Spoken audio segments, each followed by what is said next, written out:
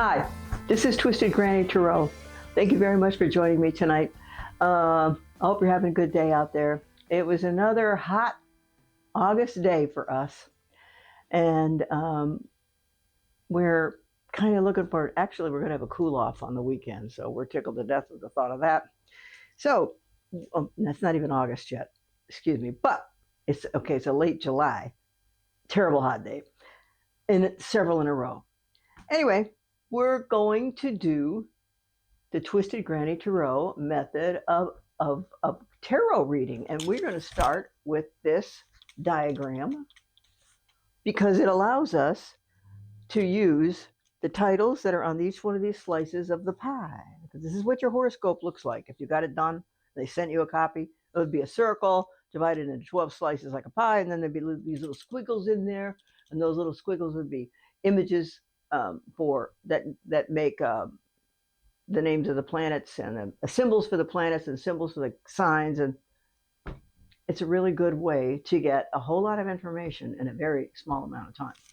Okay, so next we're going to have, at this moment, this is my handy dandy little year in a day calendar, and the fellow who produces it looks up various, well, ancient technology or ancient spiritual teachings, I guess we'll put it that way.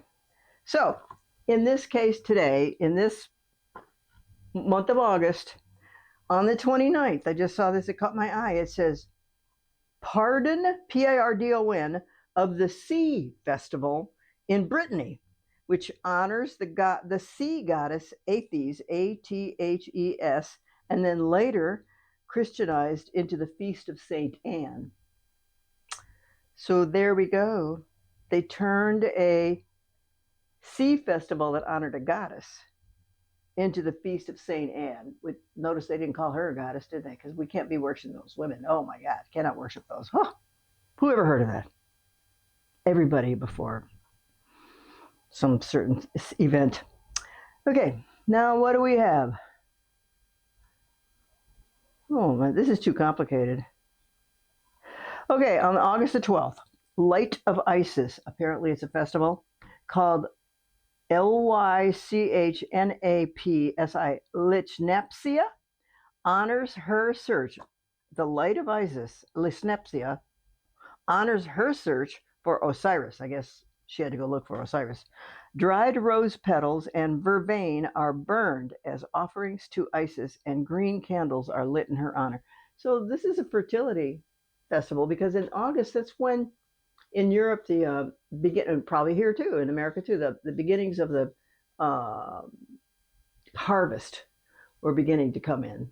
Oh, well, golly, yeah, we got tomatoes and green peppers and cucumbers for sure.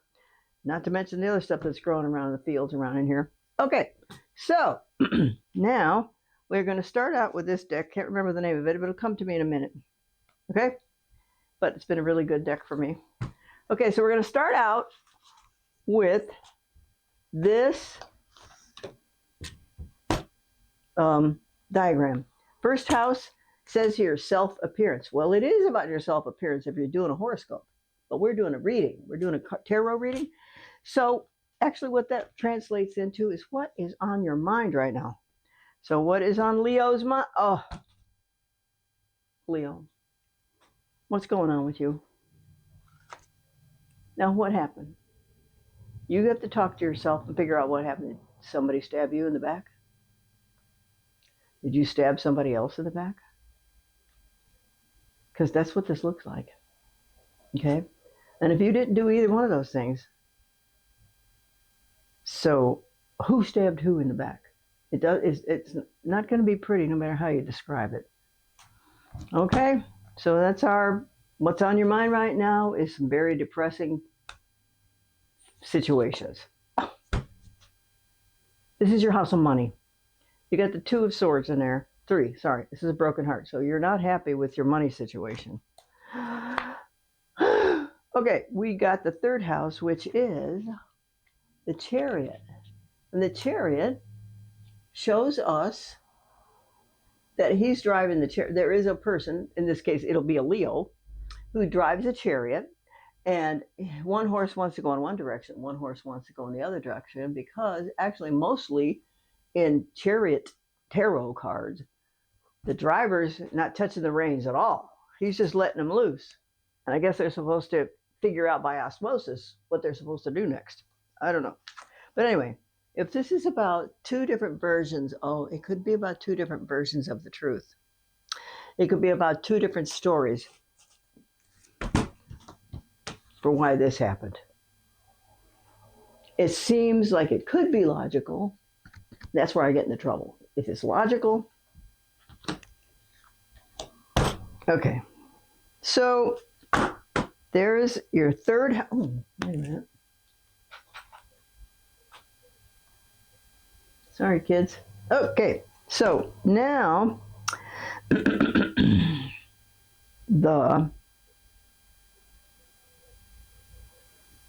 and maybe you're talking to two different people. Maybe you have two lawyers. Maybe you want to have two lawyers. Maybe you are trying to talk to other people about a new job for you.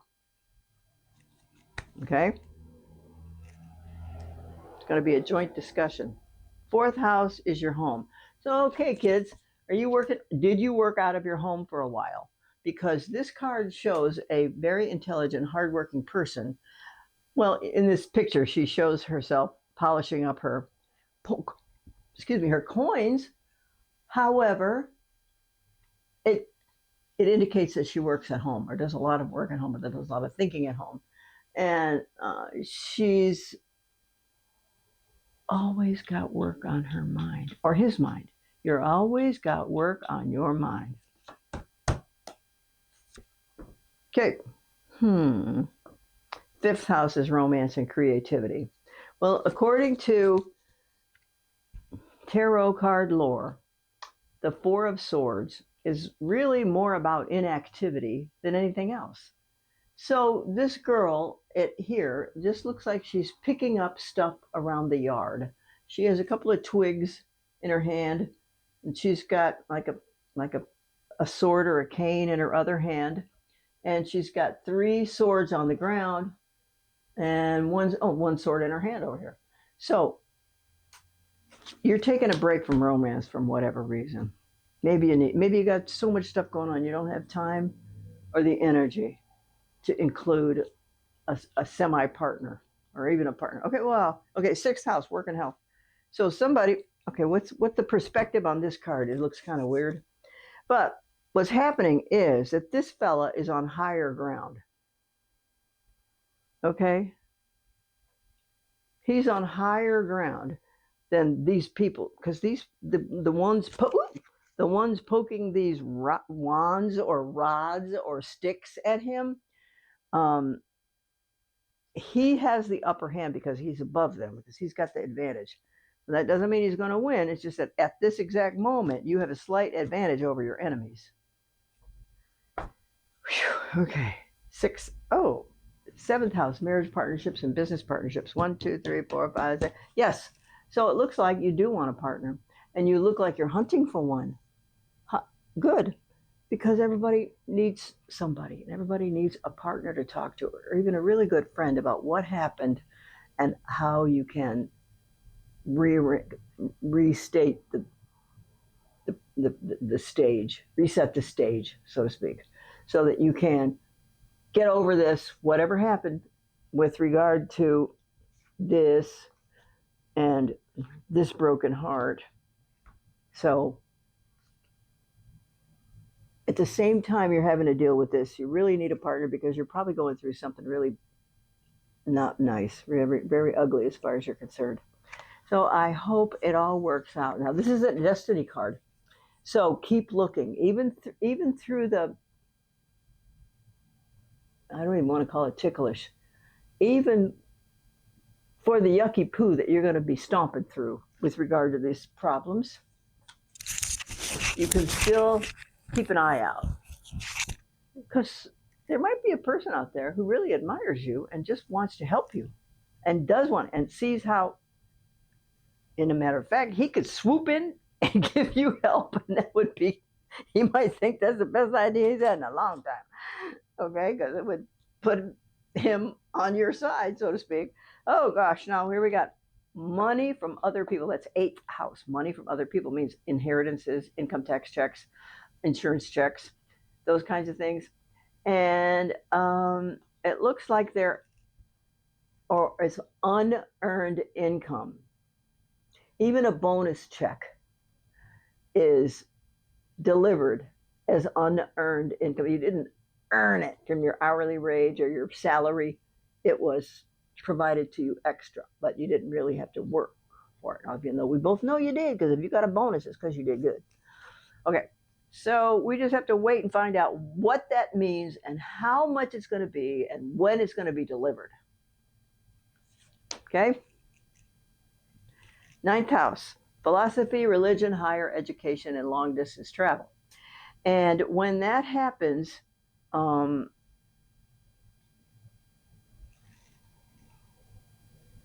well, actually, this fellow looks like he is gazing out at the coastline because he's got some travel in mind.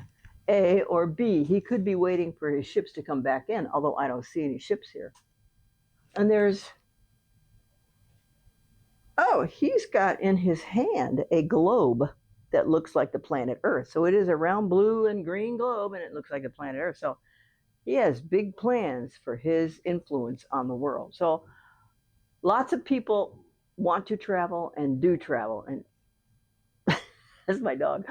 And when they do, what does Mark Twain say about that? It releases any preconceived notions that people have, that travelers have about other people, because they find out real quick. Just read some Mark Twain. He's very funny and he's very wise. So you want to travel, you're planning on traveling, and right this second, you haven't quite made up your mind as to when or where. Lots of people have to retire that endeavor, the travel endeavors, until you retire. But you still can go to, let's just say, short distance places that still give you lots of fun. Okay? Okay, now, oh, look at this. This is your 10th house. 1, 2, 3, 4, 5, 6, 7, 8, 9. This is your career. Hey, are you buddies with the boss? Are you friendly with somebody who can hire you in there? Because these two look so sad. I'm glad to see this is in your 10th house. And this is in your 4th house, and this is in your 10th house. So you're a good candidate. So I'm going to guess that this does not have anything to do with business. It has to do with private, personal situations more so than your job. So good girls, good boys, good job. Things are going to be okay. Hang in there. 11th house is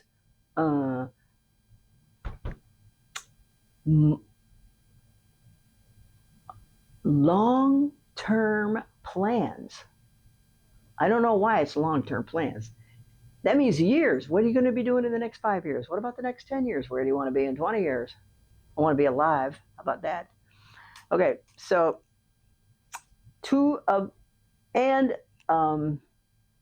friends from previous employers. Now, how those two got together, I don't know, but I know they belong together. So here's this.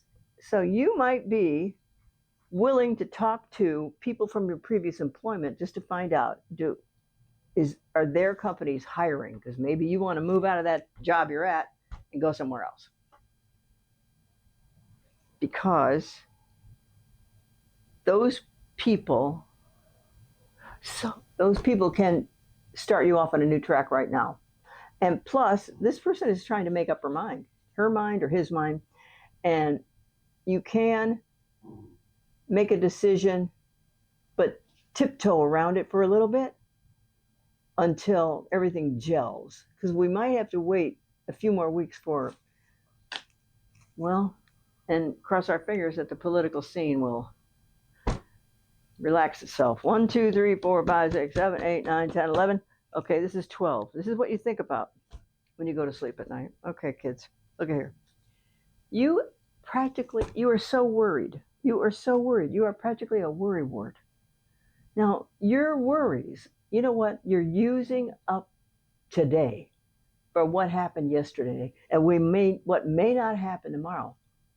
Why spend your time like that? Because you know why? Because if you spend your time thinking about that, you know who hears that? Everybody up in the universe. Whether they're, alive or dead, or because they're, let me see, hang on just a minute. The, shush. The 12th house. You got to stop worrying. You got to change the subject. Think about something you like. The other plan is to get if you would please, turn on your YouTube videos until you get to hypnosis, and then find out what topic you need to talk about while you're falling asleep, because those post-hypnotic suggestions will manifest themselves in ways that you're going to be surprised. This does not mean you're going to stand up and quack like a duck in front of. Nobody's going to tell you to do that while you're under hypnosis. Okay, you're not going to do that. There'll just be little ideas that pop in your head, and they go, you might go, that might work, because you've allowed yourself. Because in the hypnosis tape, we're hoping that they're going to program your brain to to think positive thoughts.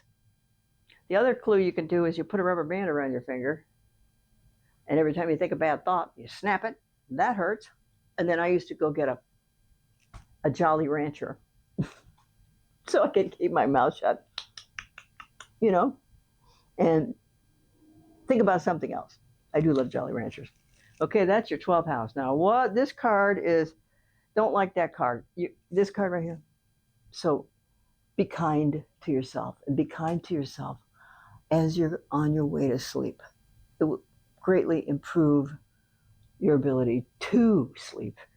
Okay, well, we got the Hanged Man. Okay, this is a depiction of the god Odin. He's a Scandinavian god. He had made some terrible decisions in his life, and he found out the outcomes weren't as successful as he had intended. So he knew he needed to think about ways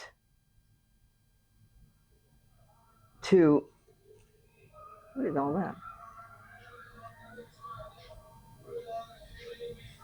To become a better person. So what he did was he plucked out his own eye. You can't see that, but there's a bandage on his eye there. And he has hung himself upside down in a tree for 9 days in order to see the world from a different angle. So this is kind of a long-term situation. You may be able to use this time, whatever time you have here, to reflect on this situation, to reflect on this broken heart in your money department, to choose your words wisely in your communication department, you know what, people you work with love you and they think you're doing a good job. So good for you. So when the Hanged Man shows up, it means that you need to contemplate the situations in your life and try to think about them differently, or get advice from them. Look them up. Go to the library. Look up a psychology book about. Look up a topic online. Google it. That'd be easy, and that would be helpful. Okay, so what we have today is, let me count the major arcana cards, because these are also known as destiny cards. So we got 1, 2, 3, 4. So what's a destiny card? The Chariot, making choices about what you talk about what you say. And this is you looking for a mate, a partner, a kind of person that you may want to consider keeping company with. That's what this is about. Now, where else do we go? I guess then we had this one, which is, now if this was another deck of cards, most of the time card number 15 actually shows a picture of the devil on it. Don't panic. Don't panic. The devil is just what you most love and what you most hate. Now, I don't know about you, but I most love food, but I hate it after I eat it. So some people have drug situations, or maybe they smoke, or maybe that's their little bedevilment because they can't quit it. So what you've got here is these major arcana cards are asking you to think about where you're at now and where you want to be tomorrow. So you're almost at a crossroads. So if you're willing to make a move, be very careful, only because anybody would advise you to be very careful. So I think that you have some exciting goals. One of the goals is to find a mate. One of the goals is to review your speech, because some of us could probably be more diplomatic than we are. Okay? All right. So, kids, thanks for coming. I really appreciate it. And this is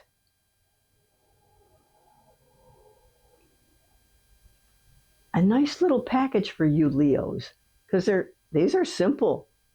The choices that you make may become complicated, but the issues are simple, and they're right here out in the open for everybody for you to identify. Okay, for you to identify. So thanks for coming to my tarot table. I appreciate it. It's been fun to talk to you. I hope we get together again. Remember to subscribe and like, and I love y'all very much. Thanks for tuning in. Talk to you soon. This is Twisted Granny Tarot Sherry. Bye.